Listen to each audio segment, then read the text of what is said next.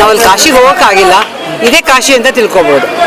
ಆ ಥರ ಇದೆ ಇಲ್ಲಿಯ ಮಹಿಮೆ. ಎಲ್ಲರೂ ಹೇಳ್ತಾರೆ, ಯೂಟ್ಯೂಬಲ್ಲೂ ನೋಡಿದ್ದೀನಿ, ನಮ್ಮ ಸ್ನೇಹಿತರೆಲ್ಲ ಹೇಳಿದ್ದಾರೆ.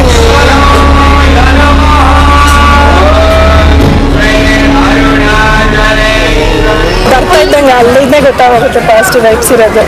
ನಮಗೆ ಒಂದು ಹರಕೆ ಕಟ್ಟಿದ್ದೆ, ಅದೊಂದೆಳೆ ಮೇಲೆ ಎತ್ತಿದೆ. ಇನ್ನೊಂದು ವಾರ ಅಂದ್ಕೊಂಡಿದ್ದೀನಿ ಬರ್ತೀನಿ ಅಂತ. ಒಳ್ಳೇದು ಮಾಡ್ತಾರೆ ಭಗವಂತ.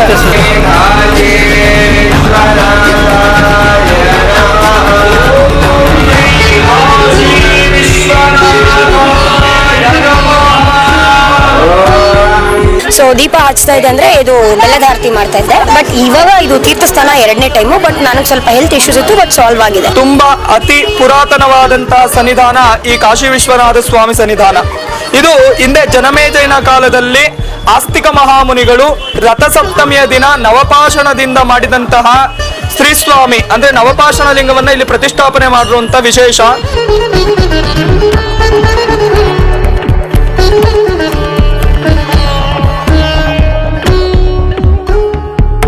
ನಿಮ್ಮ ನಾಡಿ ಹಿಡಿದ ತಕ್ಷಣನೇ ನಿಮ್ಗೆ ಯಾವ ರೀತಿಯಾದಂತಹ ಸಂಕಷ್ಟಗಳಿದೆ, ಮೇಷನಾಡಿ, ವೃಷಭನಾಡಿ, ವಾತನಾಡಿ, ಪಿತ್ತನಾಡಿ, ಸುಷುಮ್ನ ನಾಡಿ ಮತ್ತೆ ಶುದ್ಧ ಧನನಾಡಿ, ಸೂರ್ಯನಾಡಿ, ಈ ರೀತಿಯಾದಂತಹ ನಾಡಿಗಳನ್ನು ಹಿಡಿದು ಜ್ಯೋತಿಷ್ಯ ಹೇಳ್ತೀವಿ.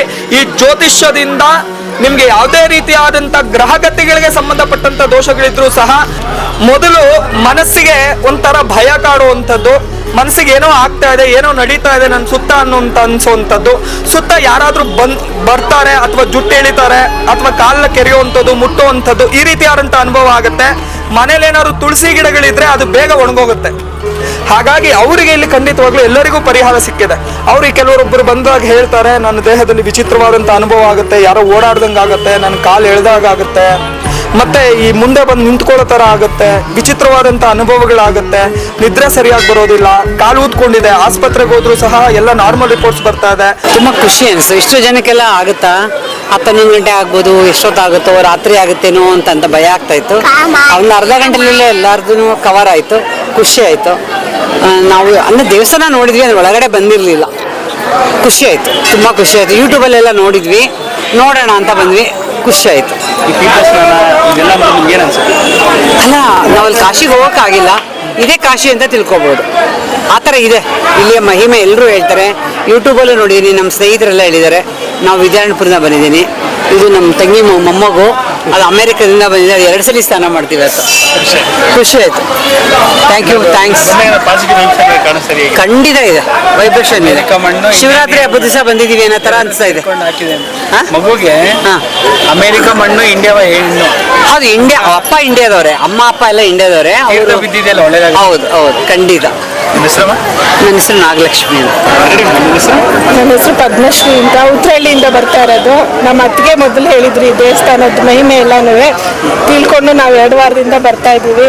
ಹರಕೆ ಇಟ್ಕೊಂಡು ನಾನು ನನ್ನ ಫ್ರೆಂಡ್ಸು, ನಮ್ಮ ಅತ್ತಿಗೆ ಮನೆಯವರೆಲ್ಲ ಸೇರಿ ಬಂದಿದ್ದೀವಿ. ಎಲ್ರಿಗೂ ಒಳ್ಳೇದಾಗಿದೆ. ನಮ್ಮ ಅತ್ತಿಗೆ ಮನೆಯಲ್ಲಿ ನಮಗೂ ಎಲ್ಲ ಒಳ್ಳೇದು ಮಾಡ್ತಾನೆ ಕಾಶಿ ವಿಶ್ವನಾಥ ಅನ್ನೋ ಒಂದು ನಂಬಿಕೆ ಇದೆ. ಆಗುತ್ತೆ.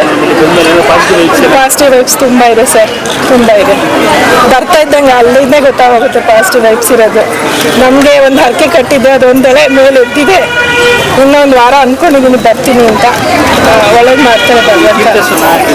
ಬೇರೆ ಕಡೆ ನಮ್ಗೆ ಇಷ್ಟು ವರ್ಷ ಗೊತ್ತೇ ಇರಲಿಲ್ಲ. ಬೆಂಗಳೂರಿಗೆ ಬಂದು ನಾವು ಇಷ್ಟು ವರ್ಷ ಆಯಿತು. ಈ ಸಲಿನೇ ಗೊತ್ತಾಗಿ ಬರ್ತಾ ಇದ್ದೀವಿ. ತುಂಬ ವಿಶೇಷವಾಗಿದೆ. ಹೌದು, ಮಾಡ್ದು ದರ್ಶನ ಹೇಳಿದ್ ನಾನು ತುಂಬ ಪಾಸಿಟಿವ್ ವೈಬ್ಸ್ ಇದೆ ಅಂತ. ತುಂಬ ಚೆನ್ನಾಗಿದೆ. ಕಾಶಿಗೆ ಹೋಗಿ ದರ್ಶನ ಮಾಡ್ಕೊಂಡು ಬಂದ್ರೆ ವಿಶ್ವನಾಥನ ಅನ್ನೋಷ್ಟು ಖುಷಿ ಕೊಡುತ್ತೆ ದೇವರು ನೋಡಿದ್ರೆ. ನಮ್ಗಾಗಿದೆ, ನೀವು ಬನ್ನಿ, ಸಂಕಲ್ಪ ಮಾಡ್ಕೊಳ್ಳಿ, ಕಾಶಿ ವಿಶ್ವನಾಥ ಕೈ ಹಿಡಿತಾನೆ ಅಂತ ಹೇಳಕ್ಕೆ ಇಷ್ಟಪಡ್ತೀನಿ. ನಾವಿದು 2ನೇ ವಾರ ಇವತ್ತು ಇಲ್ಲಿ ಬರ್ತಾ ಇರೋದು. ತುಂಬ ಕೇಳಿದ್ದೀನಿ ನಾನು, ಮಕ್ಕಳಾಗದೇ ಇರೋರು ಅಥವಾ ವಿವಾಹ ಆಗದೇ ಇರೋರು ಇಲ್ಲಿ ಬಂದು 9 ಪ್ರದೇಶ ನೀರು ಹಾಕಿಸ್ಕೊಂಡ್ರೆ ಆಗ್ತದೆ ಅಂತ. ಸೊ ನಾನು ನಮ್ಮ ಬ್ರದರಿನ್ನ ಕರ್ಕೊಂಡ್ಬಂದಿದ್ದೇನೆ, ನಮ್ಮ ಮೈದ್ನನ್ನ. ಸೊ ಮದುವೆ ಆಗಬೇಕಂತ ಇದು 2ನೇ ವಾರ ಇಲ್ಲಿ ಇರೋದು. ತುಂಬ ಖುಷಿ ಆಗ್ತಾ ಇದೆ. ತುಂಬ ಚೆನ್ನಾಗಿದೆ ದೇವಸ್ಥಾನ, ನೋಡೋಕ್ಕೂ ಚೆನ್ನಾಗಿದೆ. ಮನಸ್ಸಿಗೆ ಒಂಥರ ಏನೋ ಸಂತೋಷ ಆಗ್ತದೆ ಈ ದೇವಸ್ಥಾನ ನೋಡಿ. ನೀವು ಸಹ ಬನ್ನಿ. ಸೊ ನಿಮಗೂ ಏನಾದರೂ ಸಮಸ್ಯೆ ಇದ್ದರೆ ಬನ್ನಿ, ಬಗೆಹರಿಸ್ಕೊಳ್ರಿ. ತೀರ್ಥ ಸ್ನಾನ ಚೆನ್ನಾಗಿದೆ ಸರ್. ಏನಂದ್ಬಿಟ್ರೆ ಮನಸ್ಸಿಗೆ ಒಂಥರ ಶಾಂತಿ ಅನ್ನಿಸ್ತದೆ, ಖುಷಿ ಅನ್ನಿಸ್ತದೆ. ನಮ್ಮ ಹರಕೆಗಳು ತೀರ್ತದೆ, ಈಡೇರ್ತದೆ ಅನ್ನೋ ಒಂದು ಭರವಸೆ ಇದೆ. ಕ್ಷೇತ್ರ ವ್ಯವಸ್ಥೆ ಇದ್ರ ಬಗ್ಗೆ ಏನು ಹೇಳಲಿಕ್ಕೆ ಇಷ್ಟ? ಸೊ ಚೆನ್ನಾಗಿದೆ, ಎಲ್ಲ ವ್ಯವಸ್ಥೆನೂ ಚೆನ್ನಾಗಿ ಮಾಡಿದ್ದಾರೆ. ಸೊ ನಾನು ಇದು 2ನೇ ಟೈಮ್ ಬಂದಿರೋದು. ಸೊ ತುಂಬ ಖುಷಿ ಇದು ಆ್ಯಕ್ಚುಲಿ ನಾವು ಒಂದು ರೀಲಲ್ಲಿ ನೋಡಿದ್ದು, ವಿವಾಹ ಆಗದೆ ಇರೋರು ಇಲ್ಲಿ ಬಂದು ನೀರು ಹಾಕಿಸ್ಕೊಂಡ್ರೆ ಮದುವೆ ಆಗ್ತದೆ ಅಂತ. ಸೊ ಹಾಗಾಗಿ ನಾವು ಸುಮಾ ಅಂತ, ನಾನು ಎಲೆಕ್ಟ್ರಾನಿಕ್ ಸಿಟಿ ಫೇಸ್ 1 ಬಂದಿರೋದು. ಓಕೆ, ಶಂಕರ್ ಅಂತ, ನಾನು ಎಲೆಕ್ಟ್ರಾನಿಕ್ ಸಿಟಿಯಿಂದ ಬಂದಿರೋದು. ಈ ಕ್ಷೇತ್ರದ ಬಗ್ಗೆ ನಾನು ಬರ್ತಾ ಇರೋದು 2ನೇ ಸತಿ. ಆ್ಯಕ್ಚುಲಿ ನನ್ನ ಮದುವೆಗೋಸ್ಕರ ಹರಕೆ ಹೊತ್ತಿದ್ದೆ, ಹಾಗಾಗಿ ಬರ್ತಾ ಇದ್ದೀನಿ. ಏನೋ ಒಂಥರ ಪಾಸಿಟಿವ್ ವೈಬ್ನೆಸ್ ಇದೆ, ಹಾಗಾಗಿ ನಂಬಿಕೆ ಇದ್ದರೆ ಬರ್ಬೋದು, ಬಂದು ಈ ಕ್ಷೇತ್ರದಿಂದ ನೋಡ್ಕೊಂಡು ಹೋಗ್ತೀನಿ. ಈಗ ಗೊತ್ತಾಯ್ತು ಸರ್ ಕ್ಷೇತ್ರ? ಅದೇ ಯೂಟ್ಯೂಬಲ್ಲಿ ಫೇಸ್ಬುಕ್ಕಲ್ಲೆಲ್ಲ ನೋಡ್ತಾ ಇದ್ದೆ, ಹಾಗಾಗಿ ನಮ್ಮ ಮನೆ ಹತ್ರದವರೊಬ್ಬರು ಹೇಳಿದ್ರು ಈ ಥರ ಹೋಗ್ಬನ್ನಿ ಚೆನ್ನಾಗಿದೆ ಅಂತ. ಸೊ ಹಂಗಾಗಿ ಬರ್ತಾ ಇದ್ದೆ. ನಾನು ಯಾವಾಗಲೂ ಪ್ರತಿ ಸೋಮವಾರ ದೇವಸ್ಥಾನಕ್ಕೆ ಬಂದು ಇಲ್ಲಿ ಬಂದ್ಬಿಟ್ಟು ದೀಪ ಹಚ್ತಾ ಇದ್ದೆ. ಸೊ ದೀಪ ಹಚ್ತಾ ಇದ್ದೆ ಅಂದರೆ ಇದು ಬೆಲ್ಲದ ಆರತಿ ಮಾಡ್ತಾ ಇದ್ದೆ. ಬಟ್ ಇವಾಗ ಇದು ತೀರ್ಥಸ್ಥಾನ 2ನೇ ಟೈಮು. ಬಟ್ ನನಗೆ ಸ್ವಲ್ಪ ಹೆಲ್ತ್ ಇಶ್ಯೂಸ್ ಇತ್ತು, ಬಟ್ ಸಾಲ್ವ್ ಆಗಿದೆ. ಏನು ಅನ್ಸುತ್ತೆ ಮೇಡಮ್? ಪಾಸಿಟಿವ್ ವೈಬ್ಸ್ ಇದೆ, ಖಂಡಿತ ಇದೆ. ಪಾಸಿಟಿವ್ ವೈಬ್ಸ್, ಎಲ್ಲರೂ ಇಲ್ಲಿ ಬರಬೇಕು, ಬಂದು ಹೋಗಬೇಕು. ತೀರ್ಥಸ್ಥಾನ ಬಗ್ಗೆ ತೀರ್ಥಸ್ಥಾನ ಮಾಡಿದ್ಮೇಲೆ ಸ್ವಲ್ಪ ಮೈಕೈ ನೋವು ಮತ್ತೆ ಸ್ವಲ್ಪ ಹೆಲ್ತ್ ಇಶ್ಯೂಸ್ ಇತ್ತು, ಬಟ್ ಎಲ್ಲ ಸಾಲ್ವ್ ಆಯಿತು. ಹೊಸಬರೋರ್ಗೆಲ್ಲ ಖಂಡಿತ ಹೇಳ್ತೀನಿ, ಪ್ರತಿಯೊಬ್ಬರು ಇಲ್ಲಿ ಬನ್ನಿ, ದೇವಸ್ಥಾನನ ವಿಸಿಟ್ ಮಾಡಿ ನೋಡಿ. ಸೊ ಅವ್ರಿಗೆ ಎಕ್ಸ್ಪೀರಿಯನ್ಸ್ ಆಗುತ್ತೆ. ಸೌಮ್ಯ. ನಾನು ಇದ್ದಿದ್ದು ಕೊಡಗಿಹಳ್ಳಿ, ಈಗ ಬಂಡೆ ಬೊಮ್ಮಸಂದ್ರದಿಂದ ಬಂದಿದ್ದೆ. ಬಗ್ಗೆ ನಿಮ್ಗೆ ಹೆಂಗ್ ಗೊತ್ತಾಯ್ತು? ಇಲ್ಲ, ನನ್ನ ಫ್ರೆಂಡ್ ಒಬ್ರು ಬಂದಿದ್ರು, ರೆಫರೆನ್ಸ್ ಮಾಡಿದ್ರು. ನನ್ನ ಹೆಸರು ರಮೇಶ್ರೀ ಅಂತ, ಸಂಜಯನಗರಿಂದ ಬಂದಿದ್ದೀವಿ. ಸೊ ಇಲ್ಲಿ ದೇವಸ್ಥಾನದ ವಿಶೇಷ ಏನಂದ್ರೆ, ಇಲ್ಲಿ 9 ಪ್ರದಕ್ಷಿಣೆ ಟೈಮಲ್ಲಿ ಅದನ್ನ ಬಂದ್ರೆ ನಾವು ಅನ್ಕೊಂಡಿರೋದಾಗುತ್ತೆ ಅಂತ ಒಂದು ನಂಬಿಕೆ. ಸೊ ಫಸ್ಟ್ ಟೈಮ್ ಬಂದವರು ಇಲ್ಲಿ ರುದ್ರಾಭಿಷೇಕಕ್ಕಂತ ಕಂಕಣ ಕಟ್ಟಿಸ್ಕೊಂತಾರೆ.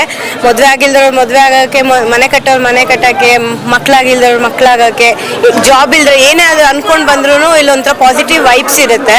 ಸೊ ಎಲ್ಲರಿಗೂ ಸಜೆಸ್ಟ್ ಮಾಡ್ತೀನಿ ಈ ಟೆಂಪಲ್ಗೆ ಬರೋಕ್ಕೋಸ್ಕರ. ಸೊ ಓಂ ನಮಃ ಶಿವಾಯ. ತೀರ್ಥಸ್ಥಾನದ ಬಗ್ಗೆ ಏನು? ತೀರ್ಥಸ್ಥಾನ ಬಗ್ಗೆ ತುಂಬಾ ಹೇಳ್ಬೇಕು, ಒಂಥರ ಒಳ್ಳೆ ಅಂದ್ರೆ ಯಾವ ದೇವಸ್ಥಾನಲ್ಲೂ ಈ ತರ ಇದಿಲ್ಲ ಇಲ್ಲಿ. ಸೊ ಒಂಥರ ಚೆನ್ನಾಗಿದೆ ಇಲ್ಲಿ, ಅದೊಂಥರ ಹಾಕ್ಸ್ಕೊಂಡು ನಾವು ಇಲ್ಲಿ ಒಂದು 20 ಪ್ರದರ್ಶನೆ ಮಾಡಿದ್ರೆ ಸೊ ಅದು ದೇವ್ರ ಕರುಣೆ ಮಾಡ್ತಾನೆ ಅಂತ ಒಂದು ನಂಬಿಕೆ. ನಾವು ಅನ್ಕೊಂಡಿರೋದೆಲ್ಲ ಆಗುತ್ತೆ ಅಂತ. ಕಾಶಿ ವಿಶ್ವನಾಥ ಅಂತ ಹೆಸರು. ಕಾಶಿ ವಿಶ್ವನಾಥ ಅಂತ ಅಟೂರ್ಲೆ ಹೋಟೆಲ್ ಇದೆ. ಸೊ ಕಾಶಿಗೆ ಹೋಗೋವಾಗ ಆಗಿಲ್ದವರು ಇಲ್ಲಿ ಬಂದ್ರೆ ಅದದ್ದು ಸಂಪೂರ್ಣ ಪರಿಪೂರ್ಣ ಎಲ್ಲ ಇಲ್ಲಿ ಸಿಗುತ್ತೆ ಅಂತಾನೆ ಅಂತಾರೆ. ಅದು ತುಂಬಾ ನಿಜ. ಆ ದೇವ್ರನ್ನ ನೀವು ದರ್ಶನ ಮಾಡಿದ್ರೆ ಸಾಕು, ಪಾಸಿಟಿವ್ ವೈಬ್ಸ್ ತುಂಬಾ ಇದೆ. ನಾನು ಇಲ್ಲೇ ಬೆಂಗಳೂರಲ್ಲೇ ಇರೋದು, ಚಿಕ್ಕಬಳ್ಳಾಪುರ ಅಬ್ಬಿಗೆರೆಯಿಂದ ಬಂದಿರೋದು. ನನಗೂ ಕ್ಷೇತ್ರದ ಬಗ್ಗೆ ಗೊತ್ತಿರಲಿಲ್ಲ. ನಾವು ಇಲ್ಲೇ ಹುಟ್ಟಿ ಬೆಳೆದಿರೋದೆಲ್ಲ ಇಲ್ಲ, ಆದರೂ ನನಗೆ ಇದ್ರ ಬಗ್ಗೆ ಗೊತ್ತಿರಲಿಲ್ಲ. ನನಗೆ ಇದ್ರ ಬಗ್ಗೆ ಗೊತ್ತಾಗಿತ್ತು ಸೋಷಿಯಲ್ ಮೀಡಿಯಾಯಿಂದ, ಇನ್ಸ್ಟಾಗ್ರಾಮು ಮತ್ತು ಫ್ರೆಂಡ್ಸ್ ಹೋಗಿದ್ರು, ಅವ್ರ ಕಡೆಯಿಂದ ವಿಚಾರ ಗೊತ್ತಾಯಿತು. ತೀರ್ಥಸ್ನಾನ ಅಂತಂದರೆ ನನಗೂ ವಿಧಾನ 5 ದಿವಸದೊಳಗಡೆ ಯಾವಾಗ ಬೇಕಾದ್ರೂ ಕಟ್ಟಬಹುದು. ಒಂದಿನ ದೇವಸ್ಥಾನಕ್ಕೆ ಬಂದು ತೀರ್ಥಸ್ನಾನ ಆದ್ಮೇಲೆ 5 ದಿವಸದ ಒಳಗಡೆ ನೀವು ಸಂಕಲ್ಪ ಮಾಡ್ಕೊಳ್ಬೇಕು. ಬಿಳಿ ಬಣ್ಣದ ಬಟ್ಟೆಯನ್ನ ಅರಿಶಿಣದಲ್ಲಿ ಹಳದಿ ಮಾಡಿ ₹1 ಇಂದ ₹10, ಅದ್ರ ಒಳಗಡೆ ನಾಣ್ಯ ₹1 ಆದ್ರೆ ಅದೇ 21 ಅಥವಾ ₹5 ಆದ್ರೆ ಅದೇ 21. ಹಾಗೆ 21 ನಾಣ್ಯ, ಮೂಲೆಯಲ್ಲಿ ಇರುವಂತಹ 5 ಬಿಲ್ವ ಪತ್ರ, ಅಕ್ಷತೆ ಇಷ್ಟನ್ನಿಟ್ಟು ಸಂಕಲ್ಪ ಮಾಡ್ಕೊಂಡು 3 ಗಂಟೆ ಹಾಕಿ ದೇವರ ಮನೆಯಲ್ಲಿ 9 ಪ್ರದೋಷಕಾಲಗಳ ತೀರ್ಥಸ್ನಾನಕ್ಕೆ ಬಂದು 5 ಸೋಮವಾರ. ನನಗೆ ಈ ಥರ ನಮ್ಮ ತಂಗಿಯವರು ಹೇಳಿದ್ರು, ಈ ಥರ ಅಟ್ಟೂರಲ್ಲಿ ದೇವಸ್ಥಾನ ಇದೆ ಅಕ್ಕ ಬಾ ಅಂತ. ಅದಕ್ಕೋಸ್ಕರ ಬಂದಿದ್ದೀವಿ. ಇದೇ ಫಸ್ಟ್ ಟೈಮ್ ಬಂದಿದ್ವಿ. ತುಂಬ ಚೆನ್ನಾಗಿದೆ. ದೇವ್ರು ಎಲ್ಲರಿಗೂ ಒಳ್ಳೆಯದಾಗಲಪ್ಪ, ಸಮೃದ್ಧಿಯಾಗಿ ಇರೋಣ ಎಲ್ಲರೂ ಅಷ್ಟೇ. ಏನು ಹೇಳ್ತೀರಾ ತೀರ್ಥಸ್ನಾನದ ಬಗ್ಗೆ? ತೀರ್ಥಸ್ನಾನದ ಬಗ್ಗೆ ಏನು ಹೇಳ್ತೀರಾ? ಅದು ಎಲ್ಲ ಒಳ್ಳೆಯದಾಗಿದೆ. ಆಗಿರೋದಕ್ಕೆ ಇಷ್ಟು ಜನ ಭಕ್ತಿಯಿಂದ ಬರ್ತಾ ಇರೋದು ಎಲ್ಲೂ ನೋಡಿಲ್ಲ ಈ ಥರ ಜಾಗ. ಅಷ್ಟು ಪ್ರಸಿದ್ಧವಾಗಿದೆ ಯಾತ್ರಾ ಸ್ಥಳ, ತುಂಬ ಚೆನ್ನಾಗಿದೆ. ಅಟ್ಟೂರು ಐತಿಹಾಸಿಕ ಪುರಾಣ ಸುಪ್ರಸಿದ್ಧ ಕ್ಷೇತ್ರ ಶ್ರೀ ಕಾಶಿ ವಿಶ್ವನಾಥ ಸ್ವಾಮಿ ಸನ್ನಿಧಾನ.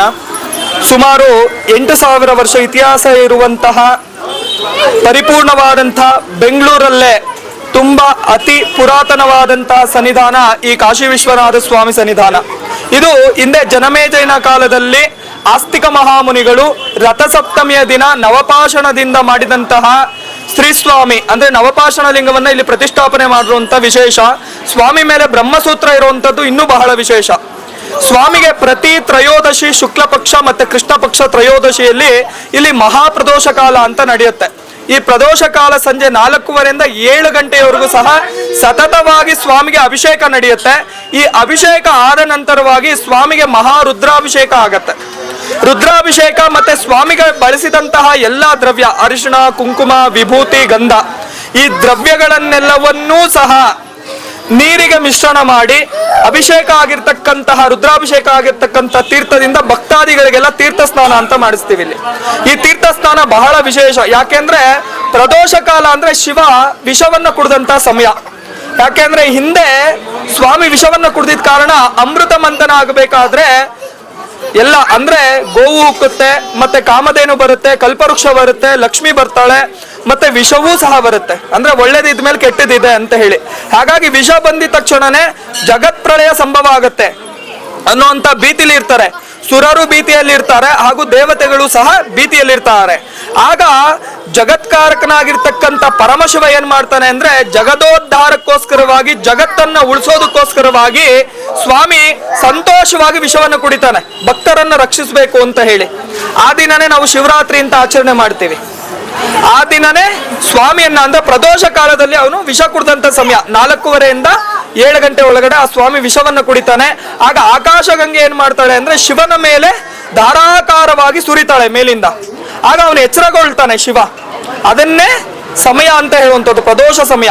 ಈ ಸಮಯದಲ್ಲಿ ಬಿದ್ದಂತ ತೀರ್ಥ ಒಂದೊಂದು ನೀರಿನ ಕಣವು ಸಹ ಅಮೃತಿಗೆ ಸಮಾನ ಆಗತ್ತೆ. ಈ ಅಮೃತಮಯವಾದಂತ ತೀರ್ಥದಿಂದ ಬಂದಂತಹ ಭಕ್ತಾದಿಗಳು ಯಾರು ತೀರ್ಥ ಸ್ನಾನ ಮಾಡ್ತಾರೆ ಅವ್ರಿಗಿರ್ತಕ್ಕಂಥ ದಾರಿದ್ರ್ಯಗಳು ನಾಶ ಆಗತ್ತೆ, ಸಂಕಷ್ಟಗಳು ದೂರ ಆಗತ್ತೆ, ಮನಸ್ಸಿನಲ್ಲಿ ಒಬ್ರಿಗೆ ಹೇಳ್ಕೊಳ್ಳೋದಕ್ಕೆ ಆಗದಿರುವಂತಹ ನೋವುಗಳು ಅನೇಕ ಇರುತ್ತೆ, ಆ ನೋವುಗಳಿಂದ ಉಪಶಮನ ಸಿಗತ್ತೆ. ಚಂದ್ರಶೇಖರ ಅಂತ ಕರೀತಾರೆ ಸ್ವಾಮಿಯನ್ನ. ಅಂದ್ರೆ ಮನಸ್ಸಿಗೆ ಕಾರಕ ಚಂದ್ರ ಆಗ್ತಾನೆ, ಚಂದ್ರನನ್ನೇ ತಲೆ ಮೇಲೆ ಇಟ್ಕೊಂಡಿದ್ದಾನೆ ಸ್ವಾಮಿ. ಹಾಗಾಗಿ ಮನಸ್ಸಿಗೆ ಮುದವನ್ನ ಕೊಡ್ತಾನೆ. ಯಾವುದೇ ರೀತಿಯಾದಂತಹ ಸಂಕಷ್ಟಗಳು, ಮತ್ತೆ ಇನ್ನು ಮದುವೆ ಆಗಿಲ್ಲ ಅಂತವ್ರಿಗೆ ಇಲ್ಲಿ ಕಂಕಣ ಕಟ್ತೀವಿ, ಅದು ಬಹಳ ವಿಶೇಷ. ಸ್ವಾಮಿ ಮೇಲೆ ಬ್ರಹ್ಮಸೂತ್ರ ಇರೋದ್ರಿಂದ ಇಲ್ಲಿ ಅರ್ಧನಾರೀಶ್ವರ ಅಭಿಷೇಕ ಮಾಡ್ತೀವಿ. ಆ ಅಭಿಷೇಕದಲ್ಲಿ ಇರ್ತಕ್ಕಂತಹ ದಾರಗಳನ್ನ ಕಂಕಣ ಅಂತ ಕರಿತೀವಿ. ಅಂದ್ರೆ ಅಲ್ಲಿ ಇಟ್ಟ ಮೇಲೆ ಅದು ಕಂಕಣ ಆಗತ್ತೆ. ಹೇಗೆ ದೇವಸ್ಥಾನದ ಒಳಗಡೆ ಹೋಗುವಂತ ನೀರು ತೀರ್ಥವಾಗಿ ಬರುತ್ತೆ, ಅಥವಾ ಹೋದಂತ ಹೂವು ಪ್ರಸಾದವಾಗಿ ಬರುತ್ತೆ, ಅಥವಾ ಹೋದಂತಹ ಅಕ್ಕಿ ಅಕ್ಷತೆಯಾಗಿ ಹೊರಗಡೆ ಬರುತ್ತೆ, ಅಥವಾ ಹೋದಂತಹ ಹೂವು ಭಕ್ತಾದಿಗಳಿಗೆ ಮಹಾಪ್ರಸಾದ ಅಂತ ಬರುತ್ತೆ, ಹಾಗೆ ಇಟ್ಟಂತಹ ದಾರ ಕಂಕಣ ಆಗಿ ಪರಿವರ್ತನೆ ಆಗತ್ತೆ. ಈ ಕಂಕಣವನ್ನ ಯಾರಿಗಿನ್ನೂ ಮದುವೆ ಆಗಿಲ್ಲ, ಅಥವಾ ಇನ್ನು ಯಾರಿಗೆ ವರರಿಗೆ ಇನ್ನೂ ಹೆಣ್ಣು ಸಿಗ್ತಾ ಇಲ್ಲ ಅಂತವ್ರಿಗೆ ಕಂಕಣ ಕಟ್ಟೋದ್ರಿಂದ ಅವ್ರಿಗೆ ಬೇಗ ಮದುವೆ ಆಗುವಂತದ್ದಾಗತ್ತೆ. ಆಮೇಲೆ ಅನ್ನಾಭಿಷೇಕ ಮಾಡ್ತೀವಿ, ಅನ್ನಂ ಪಿಂಡಂ ಬ್ರಹ್ಮಾಂಡಂ ಅಂತ ಹೇಳ್ತೀವಿ. ಆ ಅನ್ನ ಪ್ರಸಾದವನ್ನ ಬಂದಂತಹ ಯಾರಿಗೆ ದಂಪತಿಗಳಿಗೆ ಇನ್ನೂ ಸಂತಾನ ಭಾಗ್ಯ ಆಗಿಲ್ಲ, ಇತ್ತೀಚೆಗೆ ಎಷ್ಟೋ ಜನಕ್ಕೆ ಮಕ್ಕಳಾಗಿರೋದಿಲ್ಲ, ತುಂಬಾ ಸಂತಾನಹೀನತೆ ಆಗ್ತಾ ಇದೆ, ಎಷ್ಟೋ ಜನ ಬರ್ತಾರೆ ಇನ್ನೂ ಮಕ್ಕಳಾಗಿಲ್ಲ ನಮ್ಮ ಸನ್ನಿಧಾನಕ್ಕೆ ಅಂತ ಹೇಳಿ. ನಾಡಿ ಜ್ಯೋತಿಷ ಬಹಳ ವಿಶೇಷ ಇಲ್ಲಿ ಸಾನ್ನಿಧ್ಯದಲ್ಲಿ. ನಿಮ್ಮ ನಾಡಿ ಹಿಡಿದ ತಕ್ಷಣನೇ ನಿಮ್ಗೆ ಯಾವ ರೀತಿಯಾದಂತ ಸಂಕಷ್ಟಗಳಿದೆ, ಮೇಷನಾಡಿ, ವೃಷಭ ನಾಡಿ, ವಾತನಾಡಿ, ಪಿತ್ತನಾಡಿ, ಸುಷುಮ್ನ ನಾಡಿ, ಮತ್ತೆ ಶುದ್ಧ ಧನನಾಡಿ, ಸೂರ್ಯನಾಡಿ, ಈ ರೀತಿಯಾದಂತಹ ನಾಡಿಗಳನ್ನು ಹಿಡಿದು ಜ್ಯೋತಿಷ ಹೇಳ್ತೀವಿ. ಈ ಜ್ಯೋತಿಷ್ಯದಿಂದ ನಿಮ್ಗೆ ಯಾವುದೇ ರೀತಿಯಾದಂತಹ ಗ್ರಹಗತಿಗಳಿಗೆ ಸಂಬಂಧಪಟ್ಟಂತ ದೋಷಗಳಿದ್ರೂ ಸಹ ಈ ಪ್ರದೋಷ ಕಾಲದ ಪೂಜೆಯಿಂದ ಅಥವಾ ಅಮಾವಾಸ್ಯ ಪೂಜೆಯಿಂದ ಆ ದೋಷಗಳನ್ನ ನಿವಾರಣೆ ಮಾಡಿ ಅವ್ರಿಗೆ ಏನು ಅಭಿಷ್ಟ ಆಗ್ಬೇಕು ಅಂತ ಇರುತ್ತೆ ಅದನ್ನ ದೈವ ಸಂಕಲ್ಪದಿಂದ ದೇವರೇ ಅನುಗ್ರಹ ಮಾಡ್ತಾರೆ. ಯಾರು ಇಲ್ಲಿ ಶ್ರದ್ಧಾದೇವಿಯ ಹೋಮ ಇರುತ್ತೆ, ಇದ್ರಲ್ಲಿ ಏನಾಗುತ್ತೆ ಅಂದ್ರೆ ಕೆಲವೊಂದು ವಾಮಾಚಾರ ಪ್ರಕ್ಷಾಳ್ಯಗಳು ಇತ್ತೀಚೆಗೆ ನಡೀತಾ ಇದೆ. ವಾಮಾಚಾರ ಅಂದ್ರೆ ಹೇಗ್ ನಡೆಯುತ್ತೆ ಅಂದ್ರೆ ನಿಮ್ಗೆ ಗೊತ್ತಿಲ್ದಿರ ನಡೆಯುವಂಥದ್ದು. ವಾಮಾಚಾರ ಆದ್ರೆ ಏನಾಗುತ್ತೆ, ಮನೆಯಲ್ಲಿ ಮೊದಲು ಮನಸ್ಸಿಗೆ ಒಂಥರ ಭಯ ಕಾಡುವಂಥದ್ದು, ಮನಸ್ಸಿಗೆ ಏನೋ ಆಗ್ತಾ ಇದೆ, ಏನೋ ನಡೀತಾ ಇದೆ ನನ್ನ ಸುತ್ತ ಅನ್ಸೋಂಥದ್ದು. ಸುತ್ತ ಯಾರಾದ್ರೂ ಬರ್ತಾರೆ, ಅಥವಾ ಜುಟ್ಟು ಎಳಿತಾರೆ, ಅಥವಾ ಕಾಲನ್ನ ಕೆರೆಯುವಂಥದ್ದು, ಮುಟ್ಟುವಂಥದ್ದು, ಈ ರೀತಿಯಾದಂಥ ಅನುಭವ ಆಗುತ್ತೆ. ಮನೇಲಿ ಏನಾದ್ರು ತುಳಸಿ ಗಿಡಗಳಿದ್ರೆ ಅದು ಬೇಗ ಒಣಗೋಗುತ್ತೆ. ಪ್ರಾಣಿಗಳೇನಾದ್ರೂ ಇದ್ರೆ ಅದು ಸಾವಿಗೀಡಾಗತ್ತೆ. ಹಸುಗಳು ಸಾಕಿರ್ಬೋದು, ಅಥವಾ ಮನೇಲಿರ್ತಕ್ಕಂಥ ಮೀನುಗಳಿರ್ಬೋದು, ಅಥವಾ ಸಾಕಿರ್ತಕ್ಕಂಥ ಪಕ್ಷಿಗಳಿರ್ಬೋದು, ಏನಾಗುತ್ತೆ ಅಂದ್ರೆ ಬೇಗ ಸಾವಿಗೀಡಾಗ್ಬಿಡತ್ತೆ. ಮತ್ತೆ ಅಶಾಂತಿ ಅನ್ನುವಂಥ ತುಂಬಿರುತ್ತೆ ಮನೆಯಲ್ಲಿ. ಮುಖದಲ್ಲಿ ಏನಾಗತ್ತೆ ಅಂದ್ರೆ ಪ್ರೇತ ಕಳೆ ಬಂದಿರುತ್ತೆ, ಮುಖದಲ್ಲಿ ಪ್ರೇತ ಕಳೆ ಬಂದಿರುತ್ತೆ. ಅದಾದ ಮೇಲೆ ಗಂಡ ಹೆಂಡತಿಗೆ ಯಾವಾಗ್ಲೂ ಸರಾಸರಿಯಾಗಿ ಜಗಳ ಆಗ್ತಾ ಇರುತ್ತೆ, ಸಣ್ಣ ಪುಟ್ಟ ವಿಚಾರಗಳಿಗೆ ಜಗಳ ಆಗುವಂಥದ್ದು. ಅಮಾವಾಸ್ಯೆ ಪೌರ್ಣಮಿಲಂತೂ ಇದು ವಿಪರೀತವಾಗುವಂಥದ್ದು. ಮನೆ ಮುಂದೆ ಸಣ್ಣ ಪುಟ್ಟವಾದಂತಹ ಏನು ಅಂತಾರೆ, ಈ ತಾಮ್ರದ ಗರಿಯಲ್ಲಿ ಬರೆದು ಹಾಕುವಂಥದ್ದು, ಅಥವಾ ಅಕ್ಷತೆಗಳನ್ನ ಹಾಕುವಂಥದ್ದು, ಅಥವಾ ಬಿಳಿ ಸಾಸಿವೆ ಹಾಕುವಂಥದ್ದು, ಅಥವಾ ರಕ್ತ ಹಾಕುವಂಥದ್ದು, ಅಥವಾ ಕಪ್ಪು ಗೀರು ಹಾಕುವಂಥದ್ದು, ಧೂಮಾವತಿ ಪ್ರಯೋಗ ಅಂತ ಕರೀತಾರೆ, ಮತ್ತೆ ಚೌಡಿ ಪ್ರಯೋಗ ಅಂತ ಕರೀತಾರೆ, ಮಾರಣ, ಮೋಹನ, ಸ್ತಂಭನ, ಉಚ್ಚಾಟನ, ವಶೀಕರಣ, ಈ ರೀತಿಯಾದಂಥ ಪ್ರಯೋಗಗಳೆಲ್ಲ ಅಥರ್ವಣ ವೇದದಲ್ಲಿ ಬರುತ್ತೆ. ಇದನ್ನ ಮನುಷ್ಯನ ಒಂದು ದೇಹದಲ್ಲಿರ್ತಕ್ಕಂಥ ಕೆಲವೊಂದು ವಸ್ತುಗಳನ್ನು ಉಪಯೋಗಿಸ್ಕೊಂಡು ಮಾಡ್ತಾರೆ. ಅದನ್ನ ಕೂದಲು, ಬಟ್ಟೆ, ನಡೆದಾಡುವಂತಹ ಧೂಳು, ಇದು ನಾನು ಹೇಳ್ತಾ ಇರೋದಲ್ಲ, ನಮ್ ಬಂದಂತ ಭಕ್ತಾದಿಗಳು ಹೇಳಿರುವಂತಹ ಅನುಭವ. ಹಾಗಾಗಿ ಅವರಿಗೆ ಇಲ್ಲಿ ಖಂಡಿತವಾಗ್ಲೂ ಎಲ್ಲರಿಗೂ ಪರಿಹಾರ ಸಿಕ್ಕಿದೆ.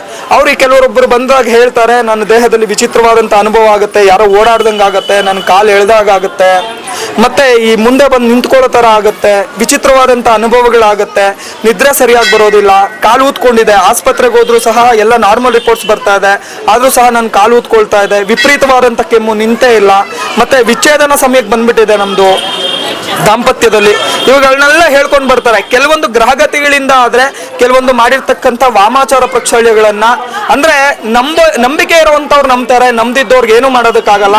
ನಂಬ್ದಿದ್ದವ್ರಿಗೆ ನೀವು ಕಲ್ಲು ಅಂತ ಹೇಳಿದ್ರೆ ಕಲ್ಲು ಅಂತ ಹೇಳ್ತಾರೆ, ನಂಬೋರ್ಗೆ ಇದು ದೈವ ಅಂತ ಹೇಳಿದ್ರೆ ದೈವ ಅಂತ ನಂಬ್ತಾರೆ.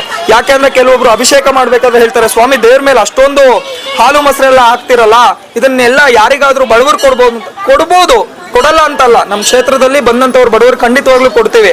ಆದ್ರೆ ನಾನು ಸಾಕ್ಷಾತ್ ಪರಮಾತ್ಮ ಶಿವನಿಗೆ ಹಾಲು ಮೊಸರನ್ನ ಸಮರ್ಪಣೆ ಮಾಡ್ತಾ ಇದ್ದೀನಿ ಅಂತ ಹೇಳಿ. ಅಂದ್ರೆ ಅವನಿಗೆ ಒಂದು ಉದಾಹರಣೆ ಹೇಳಿದೆ. ಮೊನ್ನೆ ನಾನು ಒಂದು ಗಿಡಕ್ಕೆ ನೀರು ಹಾಕ್ತಾ ಇದ್ದೆ, ಅವನ್ ಬಂದು ಕೇಳ್ದ, ಗಿಡಕ್ಕೆ ನೀರು ಹಾಕ್ತಾ ಇದೀರಲ್ಲ ಏನು ವಿಚಾರ ಅಂತ ಹೇಳಿ. ತೀರ್ಥ ಸ್ನಾನ ಮಾಡ್ತಾ ಇದ್ದಾರೆ, ಅಲ್ಲಿರುವಂತ ಶಕ್ತಿ ಅಲ್ಲಿ, ಇಲ್ಲಿರುವಂತ ಶಕ್ತಿ ಇಲ್ಲಿ.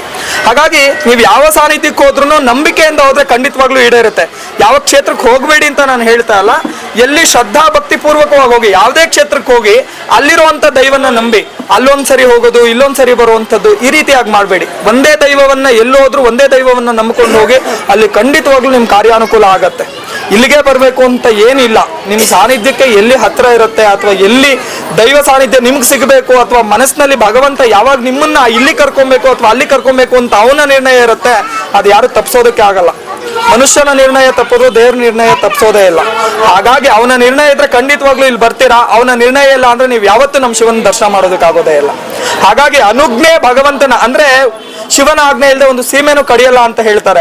ಹಾಗೆ ಇವನ ಆಜ್ಞೆ ಇದ್ರೆ ಮಾತ್ರನೇ ನೀವು ಇಲ್ಲಿ ಬರೋದಕ್ಕಾಗುವಂಥದ್ದು. ನೀವು ಅಲ್ಲೆಲ್ಲೋ ಕೂತ್ಕೊಂಡು ನಾನು ಬರ್ತೀನಿ ಅಂದ್ರೆ ಖಂಡಿತವಾಗ್ಲೂ ನಮ್ಮ ಸಾನ್ನಿಧ್ಯಕ್ಕೆ ಬರೋದಕ್ಕಾಗೋದಿಲ್ಲ. ಯಾಕಂದ್ರೆ ಪರಶಿವನ ದರ್ಶನ ಮಾಡೋದಕ್ಕೆ ಋಷಿಮುನಿಗಳು ಸಾವಿರಾರು ವರ್ಷ ತಪಸ್ ಮಾಡಿರ್ಬೇಕು. ಕಲಿಯುಗದಲ್ಲಿ ನಮ್ಮ ಕಣ್ಮುಂದೆ ಕಾಣ್ತಾ ಇದ್ದಾನೆ ಭಗವಂತ. ಹಾಗಾಗಿ ಬಂದು ಯಾರೇ ದರ್ಶನ ಮಾಡುವ ಅವ್ರಿಗಿರ್ತಕ್ಕಂಥ ಸರ್ವ ಸಂಕಷ್ಟಗಳು ದೂರ ಆಗುತ್ತೆ ಅನ್ನೋಂಥದ್ರಲ್ಲಿ ಯಾವುದೇ ಸಂಶಯವಿಲ್ಲ. ಸಾನ್ನಿಧ್ಯಕ್ಕೆ ಬನ್ನಿ, ಎಲ್ಲರಿಗೂ ಒಳ್ಳೇದಾಗ್ಲಿ. ಸರ್ವೇ ಜನೋ ಸುಖಿನೋ ಭವಂತು, ಸಮಸ್ತ ಲೋಕ ಸನ್ಮಂಗಳಾನಿ ಭವಂತು.